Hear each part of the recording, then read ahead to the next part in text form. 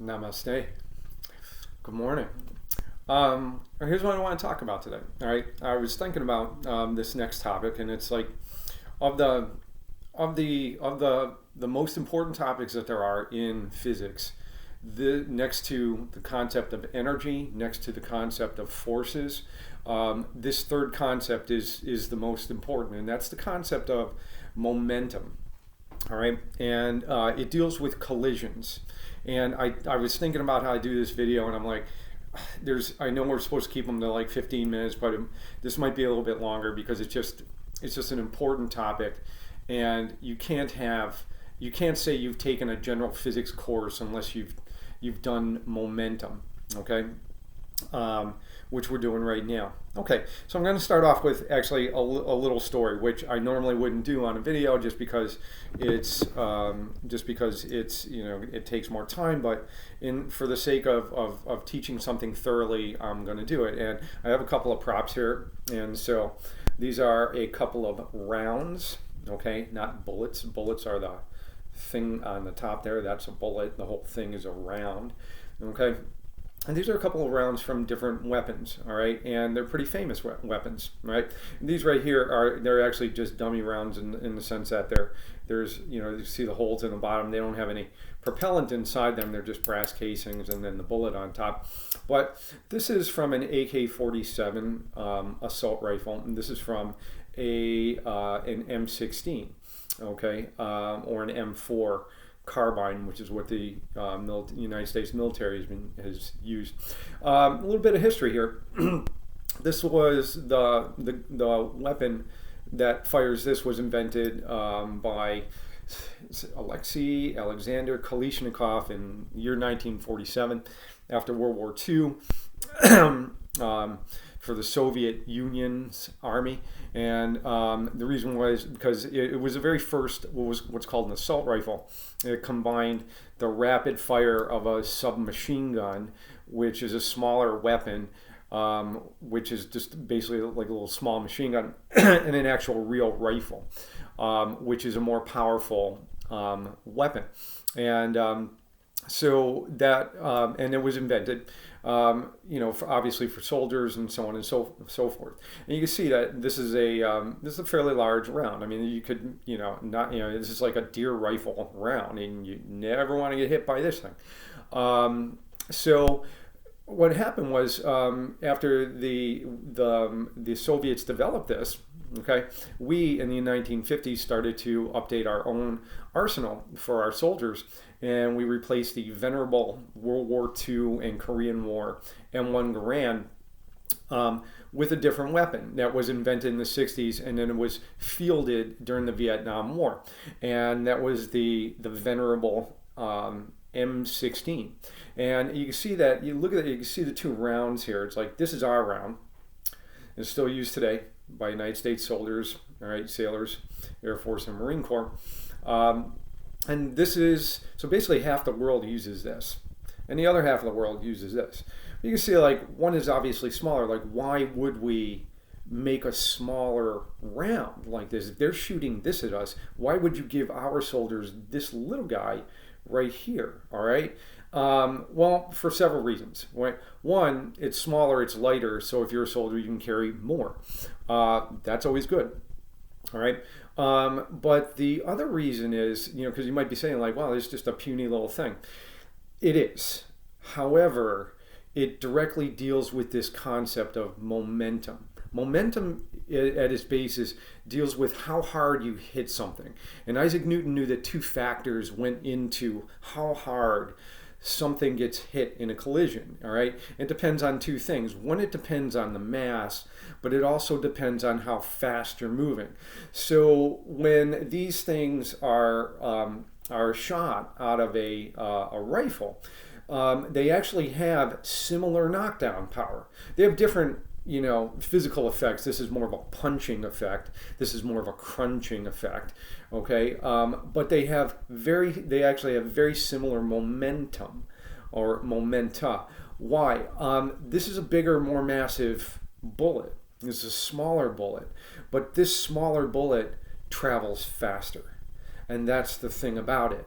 Okay, so this smaller guy actually has similar knockdown power to the larger one. Why? Because it travels faster. So that was a little bit of physics and technology that we infused into our weapon, okay, to kind of put it ahead of this. So our soldiers could carry more rounds, all right, or the same amount of rounds, and then maybe more of something else, like some more grenades or a rocket launcher, whatever, okay, but so that's why we went with this, okay?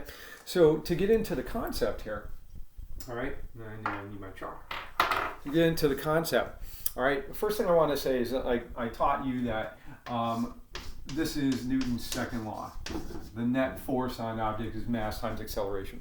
Isaac Newton actually didn't really write that, okay? What he wrote was this. When he wrote down the second law of motion, he wrote it like this: sum of the forces is equal to, all right, a change in momentum over a change in time. That's what he wrote. That's the real second law, which we don't teach you right away because it is a little bit more complex, okay?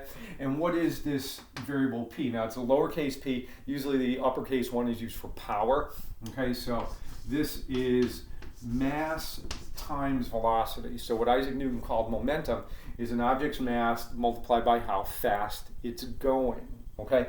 So, so there you have it. So anywho, what this equation becomes is, when you write it down, is, okay, so it's a change in momentum, which is a change in mass and velocity over a change in time. And here's how it relates to this, all right? This is actually the more comprehensive version. There's a rule in calculus, it's called the product rule, that says, like, when you're taking the change of a product, and this is a product, it's mass times velocity, that is equal to, you hold the first variable constant, and it's equal to the change multiplied by the change in the second, plus hold the second constant multiplied by the change in the first, okay? So if you look what's going on here, so mass and the first term here is mass times a change in velocity. The second term is velocity times a change in mass over time. And it's like, where would that ever happen? Well, in most cases it doesn't. When you're driving in a vehicle, your car is getting a little lighter because you're burning fuel, but it's not getting appreciably lighter. The gas doesn't weigh a whole lot compared to the overall vehicle.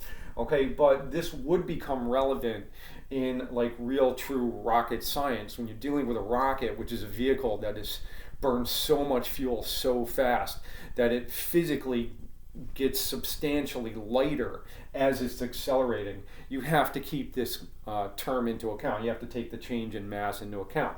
But for the most cases, the change in mass for most objects is zero, right? It's, so this term goes away. And that leaves you with mass times a change in velocity. Well, what's a change in velocity over time? Well, that's your acceleration. Okay, so this and this. So this is really a simplified version of the second law of motion, okay, is what's going on. All right, so so let's talk about collisions for a bit. When objects collide, there are two types of collisions. One is said to be elastic,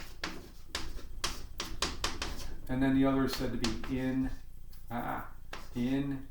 inelastic. Okay.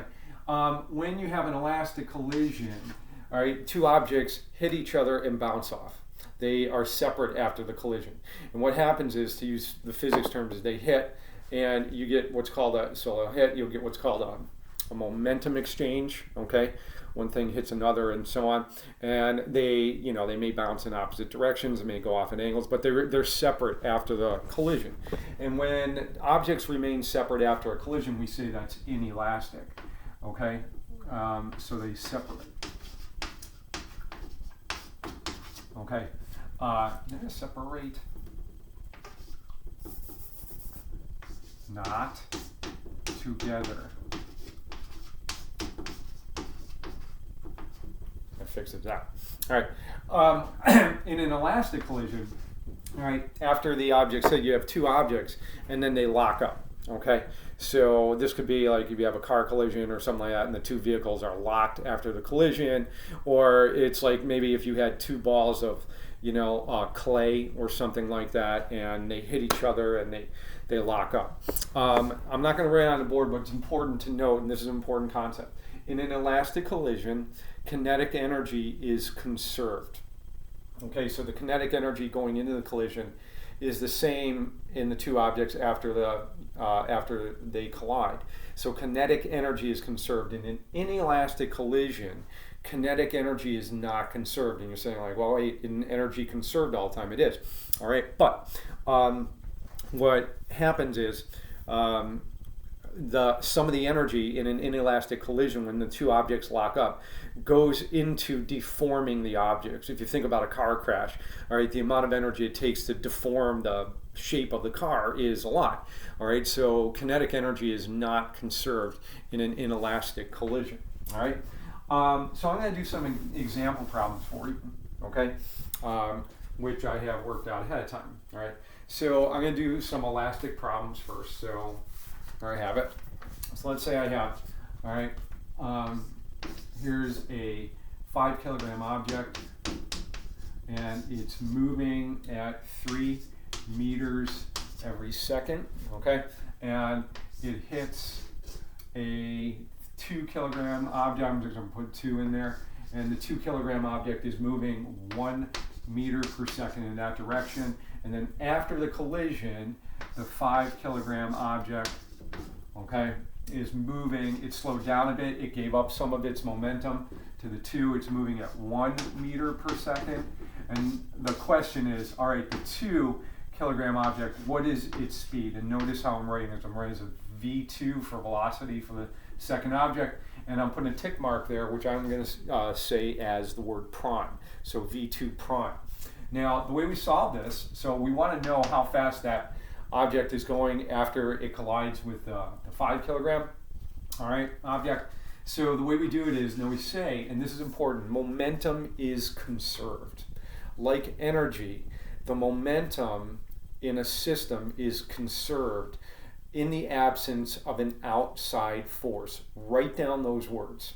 The momentum of a system is conserved in the absence of an outside force. So in this collision, we just have the two objects. We don't have any other objects in there to alter them. So during this collision, momentum is conserved. What does that mean? It means the momentum before the collision is equal to the momentum after the collision. So P is equal to P prime. Okay, so how do I write that? Okay, well, we write down the total momentum of the system before, set it equal to the total momentum after. And it looks like this. So the total momentum before is, okay, M1 V1, all right, plus M2 V2 is equal to M1 V1 prime plus M2 V2 prime. Okay, so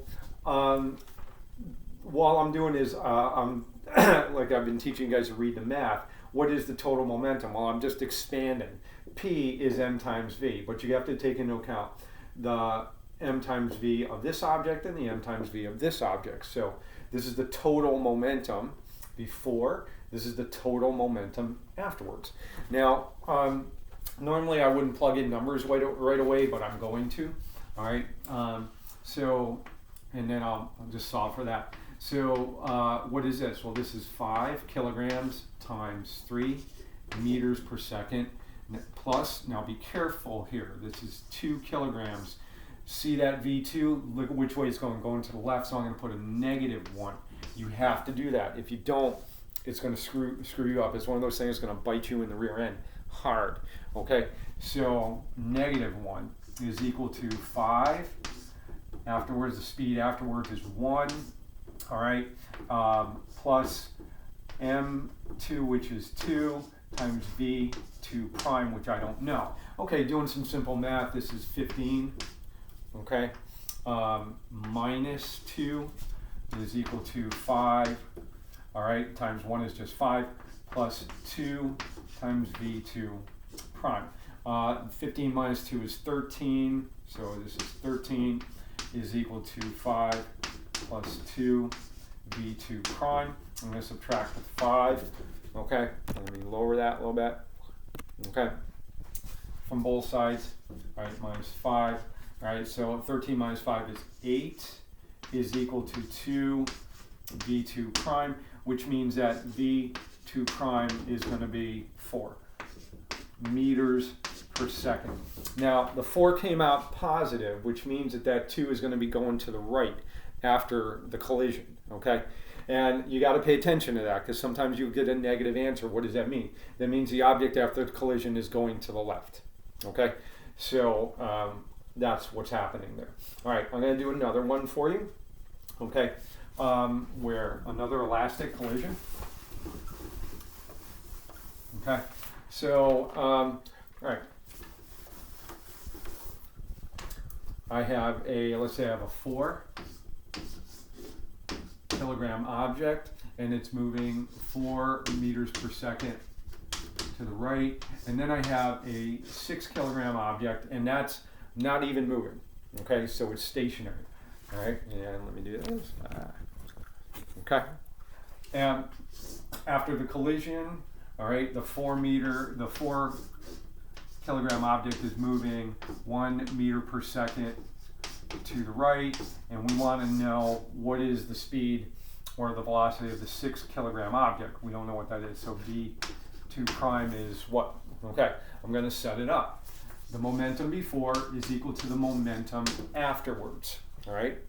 Okay, so m1 v1 plus m2 v2 is equal to m1 v1 prime plus m2 v2 prime.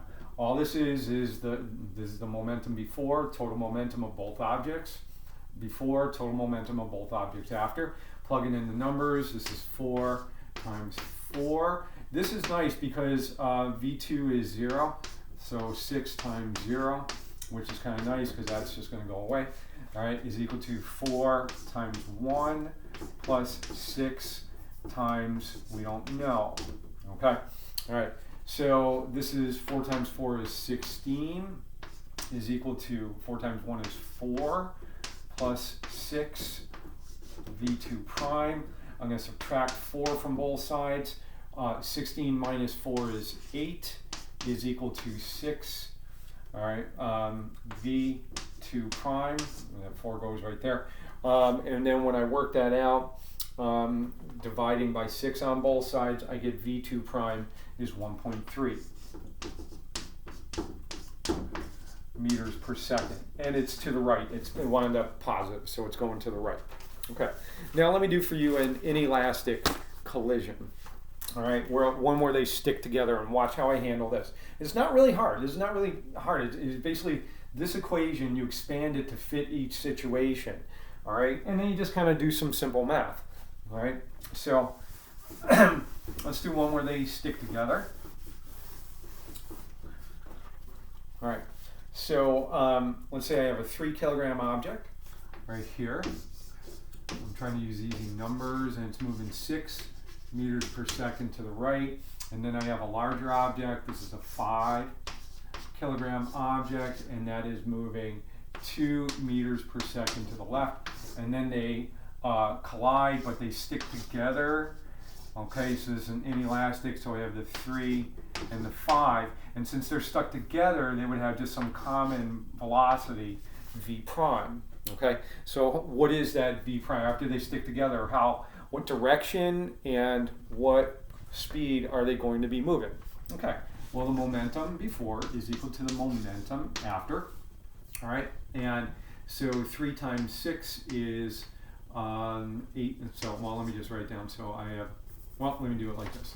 m1 v1 plus m2 v2 is equal to, be careful, watch, because these are together now. So it's m1 plus m2, because they're one object now, and then v prime. Okay? All right, great. So plugging in numbers, this is 3 times 6, all right, plus 5, careful, it's going to the left, so it's a negative 2, okay, is equal to 3 plus 5, which is 8. Oh, 3 plus 5, which is 8, v prime. Okay, doing the math, 3 times 6 is 18, minus 5 times 2 is 10, is equal to 8v prime. 18 minus 10 is just 8, is equal to 8v prime. And of course that means that v prime has to equal 1 meter per second. And it's positive, so that means that after these two collide under these conditions, this combined object will be moving to the right somewhat slowly. Okay, so that's what's happening. All right, and let me do another one last one. And this is called a recoil problem. All right, it's a momentum problem that deals with what is known as recoil. What's recoil? Well, back to the gun reference, again, what recoil is when you have for example, if you take like a firearm and you have the round inside there, the round and the firearm are like one combined object, and then when you shoot, when you fire the weapon, the bullet shoots out the front, and so it goes one way, all right, and the rifle would recoil according to Newton's third law in the opposite direction. Okay, so that's a recoil problem. So let's look at this problem, that problem in terms of momentum. All right, so let's say I have some cannon, which I'm just going to draw as like, some big thick tube like this, and inside the cannon is a 5 kilogram cannonball. Okay, and let's say the cannon has a mass, because I worked it out ahead of time, of 60 kilograms, and then it shoots, and so the cannon itself recoils with some velocity, okay, and I'm going to call the cannon number 1, I'm going to call them the cannonball number 2, so V1 prime, and let's say that the cannonball is given a velocity V2 prime of 100 meters per second, okay. And what I want to know is what's the recoil velocity of that cannon? How fast is it going to be moving to the left? Okay.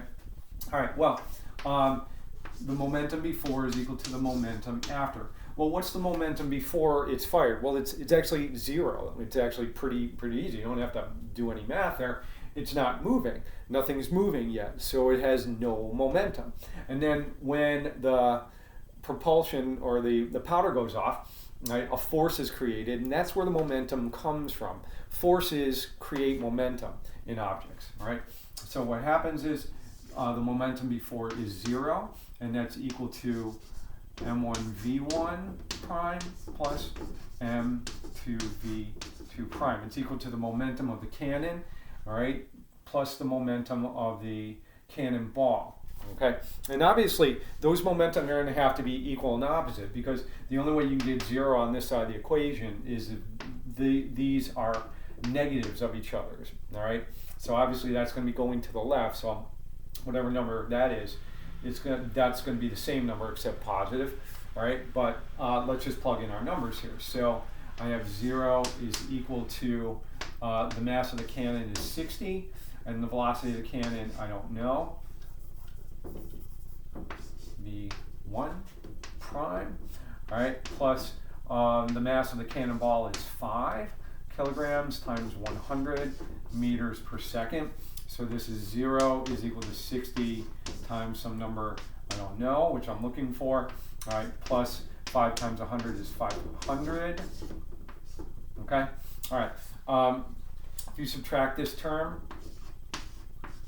from both sides, you're going to get minus 60 V1 prime is equal to 500. All right, make sure you have enough board space. Okay, and okay, so I'm going to divide by negative 60. Divide by negative 60. All right, and that cancels over there, and that gives me that V1 prime is equal to negative 8.3 meters per second. Okay, so though we would say the recoil velocity of the cannon after it goes off is negative 8.3 meters per second to the left. Okay, all right. So I'm going to give you some basic momentum problems to do, All right. Obviously, come and see me during the office hours, and so on. So you can ask me questions. I can help you out with these things. And any references to any CHS faculty members are completely coincidental. Remember that. And so there you go. So good luck, and I'll see you guys at 10 or whatever. All right. So all right. Enjoy your apocalypse. I know I am.